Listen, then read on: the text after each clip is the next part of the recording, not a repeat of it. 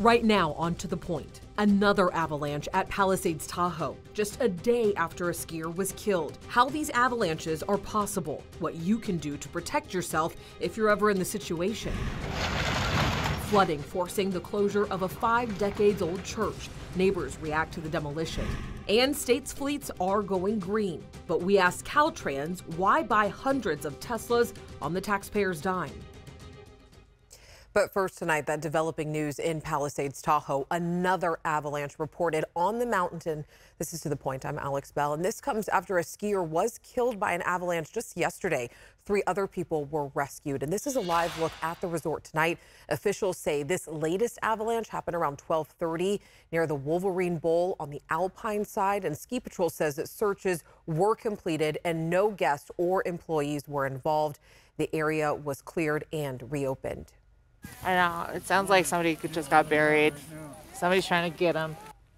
That guy just ran. And this is video from yesterday's deadly avalanche. It happened near the famous KT-22 ski lift just 30 minutes after it opened for the season. And you can see skiers jumping into action to help those who got stuck. The man that died, he has been identified as 66-year-old Kenneth Kidd of Point Reyes and the Tahoe Truckee area. And then take a look at the Palisades Tahoe ski map. You can see where this happened. The debris field was 150 feet wide, 450 feet long, and 10 feet deep. The area of the avalanche remains closed right now. And since the incident, there has been a lot of questions about how this avalanche was able to happen. So tonight, meteorologist Rob Carlmark explains. A couple of things that the real experts for avalanche analysis are going to be looking for is how this unfolded yesterday at Palisades Tahoe. Now, one of the images purported to be from the lift looking down at the recently avalanched area shows roughly where the crown is, and you can kind of give it some comparable sign. There's a skier there. You can see basically how much snow was on the move all at once. Now, also the recent weather conditions and the snow quality is another thing worth paying attention to. Heavy, wet snow reflects a 1 to 8, sometimes 1 in 10 snow ratio. 1 inch of liquid turns into 8 to 10 inches of snow. But what we've been having lately is a lot higher than that, resulting in lighter, drier snow, which is great for skiing or snowboarding, but it allows many more inches of snow, although there's not as much water, to pile up very quickly. Now, the real experts in this arena, Sierra Avalanche Center, literally puts out daily reports talking about the avalanche conditions by elevation, and they rated yesterday as considerable.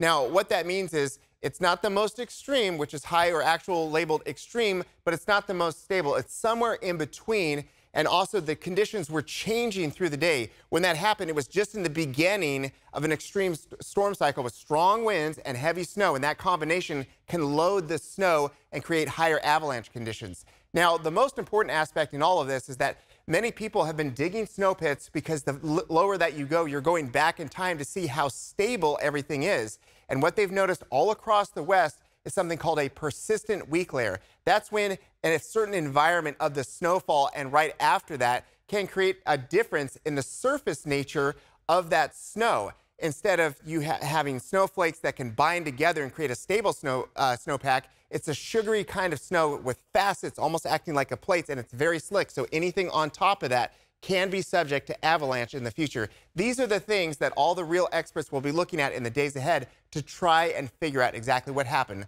at Palisades Tahoe. All right, and if you ever find yourself in the middle of an avalanche, there are some safety precautions that you can take. We spoke with Logan Talbot, who was on the scene Wednesday helping with search and rescue efforts. He's also the chief guide at Alpenglow Expeditions, and he says that if you get caught, you can try to ski out of it or you can sidestep off the snow once it starts moving. A lot of ski area skiers and riders, they don't realize that there is a such thing as objective hazard. They assume it's completely safe. And that's just not the case. The only way to stay completely safe would be to stay at home. Avalanche rescue equipment includes 3 items: an avalanche beacon or transceiver, which you wear and is for locating people under the snow. Secondly, there's a probe which you can stick into the ground to try to find someone. And thirdly, a shovel to dig out a victim. And you can also take avalanche safety classes online. In other news, a Rio Linda church that has struggled with flooding for decades has been demolished. And our Jeannie Nguyen visited the site today, and that empty lot is making some residents very emotional about losing such a neighborhood staple. Get your last-minute pies at the church. These pies are some of Robert Sanchez's most fond memories at the First Apostolic Church in Rio Linda. So how long were you doing pies? Since 16. That's how they've always kind of paid the insurance of the church, because it was so expensive because of the flooding. Dry Creek runs right along the church's property, and for years it has caused extensive flooding issues for the church. It seemed like every year, but it was probably 6 or 7 times since I was 16 that it really was bad. This is how Sanchez last remembered his childhood church, and now this is all that's left.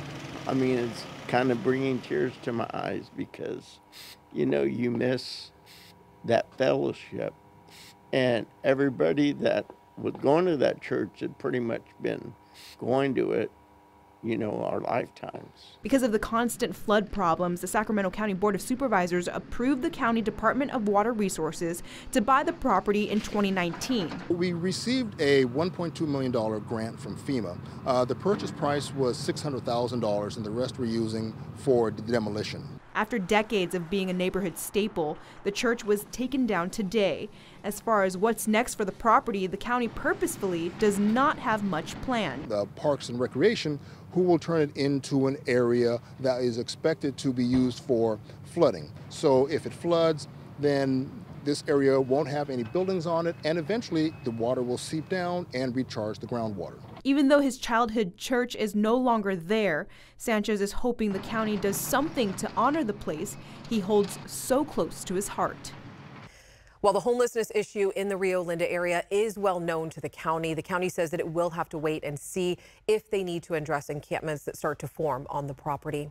Another area often dealing with flooding is the Miller Park Safe Ground. Unhoused people staying in this area are now being moved to the newly built safe site on Roseville Road. This is what Miller Park looked like today, and this park flooded last year, causing people to move from tents to trailers. The city says that people will now be living in sleeping cabins and trailers at the Roseville Road site. And a new affordable housing development has opened in Citrus Heights for the first time in 2 decades. A grand opening was held today for Sunrise Point. The building received funding from the No Place Like Home program. It helps develop permanent housing for those experiencing homelessness and in need of mental health services. Currently, 144 people are living in that new building. All right, we're going to take a short break, but coming up next on To the Point, Trump goes on a rant during closing arguments of his civil fraud trial. What's next in the case? And we are tracking some cold conditions overnight, but the next storm system is set to arrive, when we can expect it and how much rain and snow we could see. And Caltrans is adding hundreds of Teslas to their fleet with your tax dollars. We asked them why. It was $52,000 a piece. Was that a good deal? Yeah, it's a smoking deal.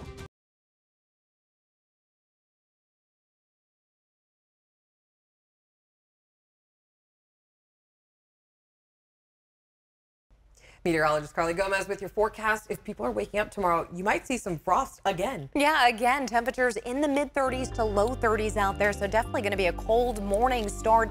Fog could develop as well as that frost on the grass, on the rooftops. And then we're ready for the next storm system, expected to arrive late Friday night for the Sierra, with rain mostly moving into your Saturday morning and then afternoon. We do expect to see warmer temperatures, though, on the way next week. Now, we are tracking that low pressure system just off to sea there, and that should start arriving as we again get into late Friday night for the High Sierra.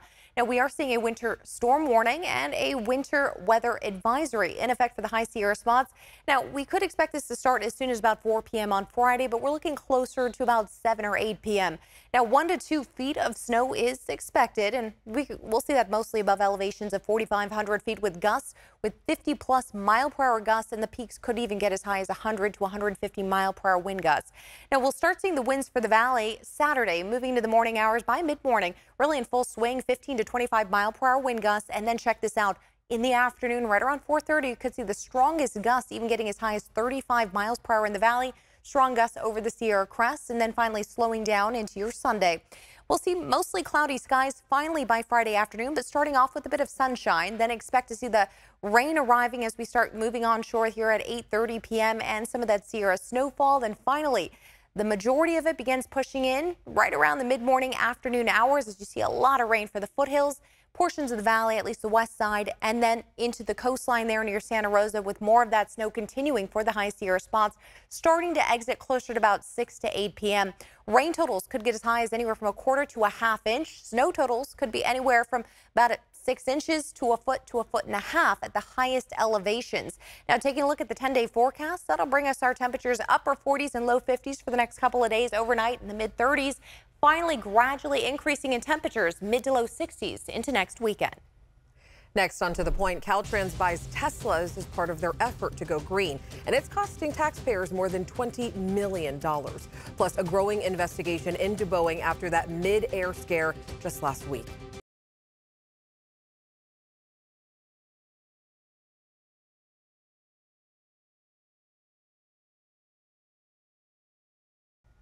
Well, it was a statement that shocked Californians and is still causing debate. New gas-powered cars cannot be sold in the state by 2035.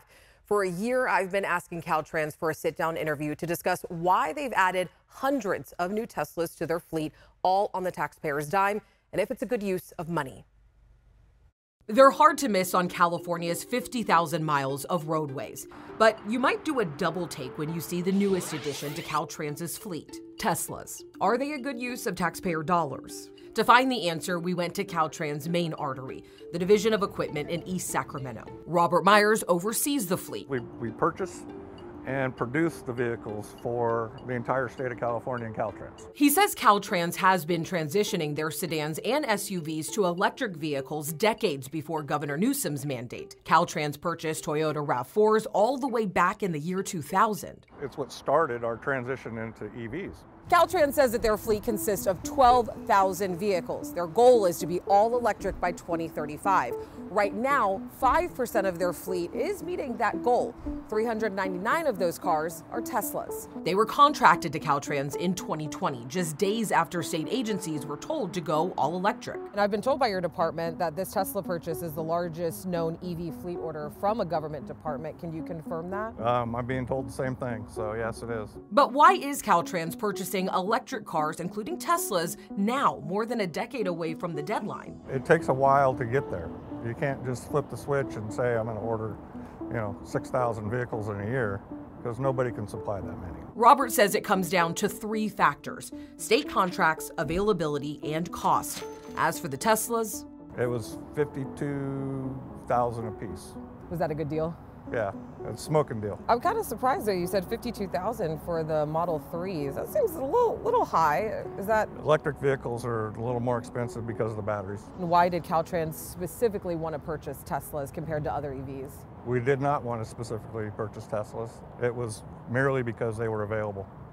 And they were on state contract. State contracts are handled by the Department of General Services, also known as the state's business manager. They help agencies purchase goods and services. We filed a public records request with DGS. We found that currently there are 554 Tesla Model 3s active in the state's fleet. Caltrans owns 399. The California Department of Food and Agriculture owns 7 and is leasing 33. The California Department of Public Health is leasing 30, and the Department of Social Services is leasing 17. Did other companies present contracts to Caltrans? So there's lots of contracts out there. The unfortunate part is that they weren't available. And these days it's hard to get vehicles. You probably have seen some of the car lots out there. There's not very many new vehicles sitting on them. And most people don't concentrate on fleet units. They concentrate on retail. So when we had an opportunity to buy vehicles at a fleet discounted rate, and we take advantage of that. The price is probably comparable to some of the other vehicles that you see sitting here. When Caltrans cars have reached their life cycle, they're put up for auction. Caltrans gets the money back to reinvest into their fleet. The higher the resale value of a vehicle, the better off you are after its life expectancy. The 399 Teslas will primarily be used for administrative staff to go to meetings and visit field locations. Caltrans says due to the Tesla's 5-inch ground clearance, they can't be taken off-road. Is that the most practical car for Caltrans uses? So Caltrans has a very diverse fleet. So we have a use for vehicle sedans, we have a use for pickups, we have a use for SUVs. We look at that and we say this is the most practical use. If it's a sedan, it was probably a 6-inch ground clearance before, and now it's a 5-inch. So just don't take it off-road. They shouldn't be taken off-road anyway. We know that a lot of people right now in California, they're struggling. That's just a fact. When it comes to inflation, when it comes to the cost of living, people are struggling in the state. So when residents see Caltrans driving Teslas on the road, what do you think that will say to taxpayers? Well, I'm hoping it says that Caltrans is leading the way, because really what it comes down to is getting the volume of vehicles on the road so that there's resale markets for them in the future.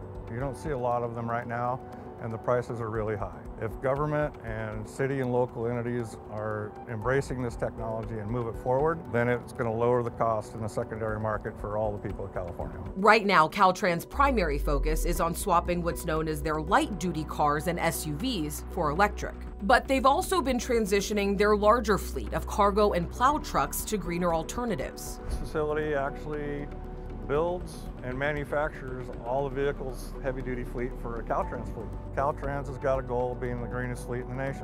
Which means they'll be installing more of these. But can California's electric grid keep up? We're actually looking at some new technology. You might have heard of vehicle-to-grid technology. The battery packs actually will put power back into the grid. California has had its share of rolling outages and natural disasters that have cut electric supply. Well, we have generators at our locations, so the generators would actually come on. We also use solar chargers in some locations too. A common environmental concern with EVs are their batteries, partially because of the materials used to make them and how hard they are to recycle. What are Caltrans' plans to recycle some of those batteries, and where would they go? So right now we're not going to recycle batteries. What we're going to do is sell the vehicle and put it in the secondary market so other people can use them for longer. That's Caltrans' plan now. The governor's got some ambitious goals, change the footprint of California as far as the greenhouse gas emissions go. And I think we're really on the right path to do that. Do you think you'll reach it by 2035? That's my goal. Now, Caltrans is watching what happens with the state budget closely. Right now, the deficit and Governor Newsom's spending rules prevent state agencies from adding to their fleets. And you can read more about Caltrans' purchase and what other cars can be purchased by the state on our website right now, abc10.com. All right, talking about the budget deficit, Governor Newsom laid out his budget proposal yesterday, and he says the state could be pulling from reserves and making cuts from existing programs. So one area of concern is public schools. Spending could be about $2.4 billion less than last year, and it comes as revenue from schools continues to fall. But a voter-approved law guarantees the state will spend a certain amount on public schools each year. Newsom has also proposed a delay for minimum wage increases for healthcare workers and spending cuts across various housing and climate programs. New tonight, the Federal Aviation Administration is investigating whether Boeing failed to make sure a panel that blew off a plane mid-flight last week was safe and manufactured to meet the design approved by regulators. Now, the FAA investigation is focusing on plugs used to fill spots for extra exits where doors are not required on Boeing 737 MAX 9 jetliners. And Boeing says it will cooperate with the investigation and the one being conducted by the National Transportation Safety Board. Former President Donald Trump was back in court today, this time for closing arguments in his civil trial in New York. Trump, who was barred from giving a formal closing argument, unleashed a barrage of attacks at the judge and New York Attorney General before being cut off. A judge has already ruled that Trump submitted fraudulent valuations for his assets. He will now decide what penalty, if any, should be given, and that ruling is expected by January 31st. Trump has denied wrongdoing and said that this case is a political witch hunt. Next, changes to how law enforcement can share mugshots, why you might not see them on social media anymore.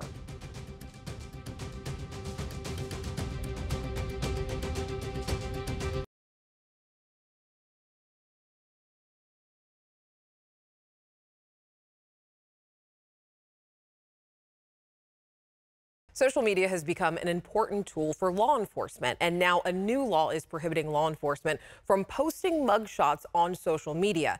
That's the story that we're working on for tomorrow. So this law went into effect at the start of this year, making it illegal for law enforcement agencies to post mugshots of people accused of non-violent crimes. The law does allow for mugshots to be posted to social media if it's a violent crime or if there is a public safety threat. Assembly Bill 994 was authored by Assembly member Dr. Corey Jackson, who tells ABC 10, just because you're charged with a crime, it does not make you guilty. What is the means besides shaming people, right? And again, we still don't know the full story yet.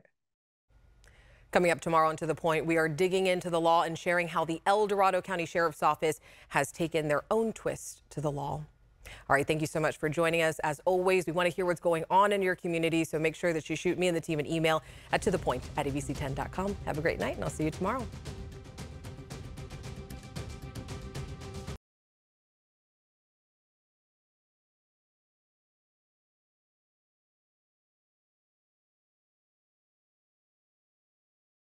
Hey, it's Alex. Just wanted to say thank you so much for watching.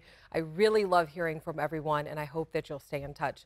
Reach out to me on Facebook at AlexBellTV, or you can email me at tothepoint@abc10.com, or you can even send me a text message at 916-321-3310.